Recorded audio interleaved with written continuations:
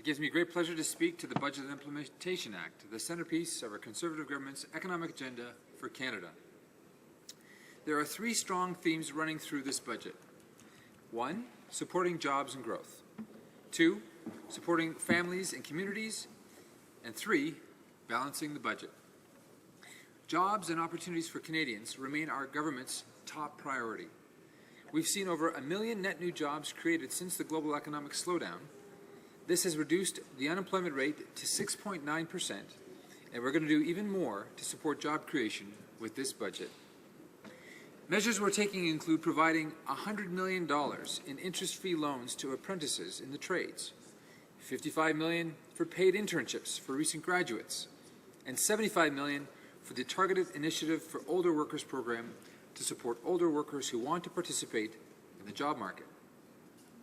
We're also cutting red tape for businesses by eliminating the requirement for 800,000 payroll remittances by 50,000 small and medium-sized businesses. We're also launching the new Canada Job Grant program. Canadians will now be able to qualify for up to $15,000 per person to get the skills and training they need for in-demand jobs. British Columbia will also benefit directly in this budget, as our government will be providing $222 million for world-class physics research in the Triumph Laboratory at the University of British Columbia. We've also announced the biggest infrastructure investment in Canadian history, an amazing $70 billion for new highways, bridges, ports, and municipal utilities. Approximately $9 billion of those funds will be spent in British Columbia. This investment is going to keep a lot of trades employed in my community and across the nation, as well as help modernize and improve the efficiency of our economy to help Canada compete globally. Indeed, our outlook does extend past our borders. As a member of our International Trade Committee, I am an enthusiastic supporter of our drive to diversify and expand our export markets. Our focus on developing our exports has been characterized by the successful conclusion of negotiations for a free trade agreement with the European Union. The benefits Canada will realize from this agreement alone are an impressive $12 billion increase in the Canadian economy. That's equivalent to creating 80,000 new jobs or boosting the average Canadian family's income by $1,000 annually. As this House knows, we've also reached a free trade deal with South Korea. I know that this deal will be a great boost to our agricultural sector initially, but it will also benefit many other sectors in years to come. But there are also other free trade agreements we are working towards that will continue to grow our economy, expand our exports, and create wealth and high-paying jobs for Canadians.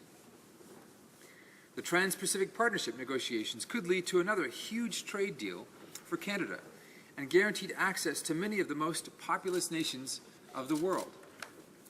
Indeed, we are already trading with the TPP nations, but a free trade agreement will allow unhindered, duty-free access for Canadian exports. Hear, hear. This deal will give a huge boost to industry in my home province.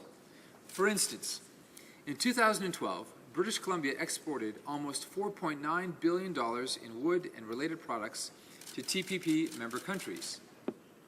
However, currently, Canada's exports of wood and related products face tariffs of up to 10% in Japan, 31% in Vietnam, and 40% in Malaysia. Australia has tariffs of up to 5% on Canadian lumber. Paper and paperboard products face tariffs of up to 27% in Vietnam and 25% in Malaysia. Eliminating these tariffs barriers will significantly support sales of British Columbia's world-class wood and related products in the lucrative TPP market of 792 million consumers, meaning more jobs for British Columbians. Our Economic Action Plan creates jobs directly through spending on infrastructure, and it will support the creation of many more through expanded trade opportunities for our exporters. The second major theme in our budget is supporting families and communities. We're accomplishing this goal through a number of key measures. One, which doesn't always receive much notice, but greatly impacts our quality of life, is the annual federal transfer to the provinces for health care and welfare. The previous Liberal government devastated our healthcare system by slashing transfers to the provinces. Despite the very real fiscal challenges we've faced over the past number of years, we have not cut a penny of healthcare funding. On the contrary, we have increased funding for hospitals, doctors, nurses, and equipment every single year since we formed government. This year, my province of British Columbia will receive a record $5.8 billion to fund hospitals, housing, and other social programs. Some of those funds will be used to support healthcare providers in my constituency, such as the Peace Arch Hospital in White Rock. We're also taking action in this budget to protect consumers. One action we're taking is addressing the unjustified Canada-US retail price gap through new legislation. Good point. This issue is of particular concern to retailers in my border community, as they lose critical business to American retailers, which are just a short drive away. We are also committed to recognizing and supporting those who have risked all to defend our freedoms. Budget 2014 provides $2 billion to enhance the new Veterans Charter in support of serious injured veterans. The third theme in our budget is balancing the books. Everyone knows that the global economic downturn hit government revenues hard. Before the global recession hit, our Conservative government paid down $37 billion in debt, bringing Canada's debt to its lowest level in 25 years. Our fiscal responsibility and aggressive debt reduction placed Canada in the best possible position to weather the global recession. When the global recession hit, we made a deliberate decision to run a temporary deficit to protect our economy and jobs. Many governments around the world are still struggling to tame their national finances.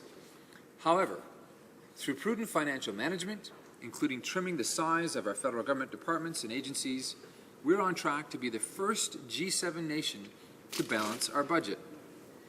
Overall, since 2010, actions we've taken to make government more effective and efficient are saving taxpayers roughly $19 billion a year. Canada's net debt to GDP ratio is 36.5%. Now, this is the lowest level among G7 countries, with Germany being the second lowest at 56.3%, and the G7 average at 90.2%. Economic Action Plan 2014 will bring the projected deficit down to $2.9 billion by 2014-15 and forecasts a surplus of $6.4 billion in 2015-16. And that is extremely good news for Canadian taxpayers. Despite the fact that we've already cut personal and business taxes substantially, a balanced budget will allow more room for tax cuts and debt reduction in the years to come. Already, the average family of four has seen their taxes cut close to $3,400 annually, giving them greater flexibility to make choices that are right for them. Likewise, seniors have also seen substantial tax relief. Pension income splitting, a $2,000 increase in the age credit, doubling of the pension income credit, reducing the GST from 7% to 5%, and other measures have reduced the taxes that seniors pay by $2.8 billion annually. These measures are particularly important to my community as retirees choose to relocate to South Surrey, White Rock, and Cloverdale from all over Canada to take advantage of our temperate climate and scenic coastal beauty. Corporate taxes have also been cut from 21% to 15%, making Canada an attractive place for international businesses to locate and invest, creating more high-paying jobs for Canadians. In fact, since 2006, we've cut taxes nearly 160 times, reducing the overall tax burden to its lowest level in 50 years. Economic Action Plan 2014 delivers additional tax relief by introducing the Search and Rescue Volunteers Tax Credit, acknowledging the valuable contributions ground, air, and marine search and rescue volunteers provide to Canadians from coast to coast to coast. A future budget surplus will allow our government to move forward with promised tax cuts, making the tax burden we carry even lighter, and allowing Canadians greater freedom to make their own financial choices to save, invest, and spend. I call on all members to support this Budget Implementation Act. Thank you, Mr. Speaker. Question commentaire, the honourable member for Jean-Lebert. Thank you, Mr. Speaker, and I apologize, Mr. Speaker, because I am going to have to go to the dark side again. I appreciate the speech from my honourable colleague, and although there may be some good things in this bill, I have to ask him in terms of he mentioned the work being done for veterans, and this afternoon we had a number of veterans, and yesterday we had a number of veterans, some very senior individuals who were here to protest the treatment of veterans by this government in terms of cuts and other loss of services to these individuals who, quite frankly, made it possible for all of us to be here. And I would ask this honourable our honourable member, is it right to be balancing the books on the backs of our veterans? The honourable member for South Surrey, White Rock, Cloverdale. Well, I thank my colleague from across the way for his question. I think when you look at what we've done for veterans, any objective observer would realize that we have invested an enormous amount of money to support them. In my speech, I talked about the $2 billion that's being added to the veterans new Veterans Charter program for seriously injured veterans. But overall, our government has increased spending on veteran services by $4.6 billion. And in addition to that, I draw to the members' attention that the all-party committee that addresses veterans care has also made additional recommendations to the government, which are also being considered. So there's no doubt that the care of veterans is a priority for Canadians, and certainly those veterans within our community, within my community, are well aware of that. Thank you. Questions and comments? The honourable member for Winnipeg North. Yes, thank you, Mr. Speaker. And I think that it is important for us to recognize that the government, and I've heard a number of his colleagues stand in their place and talk about the amount of money that they're investing into infrastructure. And they keep on saying these record amounts of infrastructure dollars going into infrastructure over the next 10 years. I guess what I'm looking for is just for the member to acknowledge the fact. And the fact is that a vast majority of the money that the government keeps on saying, referring to, is actually not going to be spent until well after the next federal election. And then when you take a look at the infrastructure dollars that are going to be spent this year, it's actually a substantial decrease than what it was from the previous year. Would you not agree with those facts? The honourable member for South Surrey, White Rock, Cloverdale.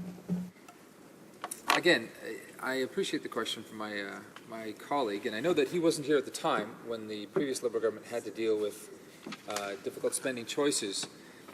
But the choices that they made were devastating for my province of British Columbia. The cuts that they made to health care and social transfers were crippling at the time. And I can simply point out that under our government, we have invested substantially in infrastructure that benefits everyone in the community and certainly improves the efficiency within our economy. The historic 10-year agreement that we have put in place for infrastructure is approximately $70 billion, which is the largest in Canadian history.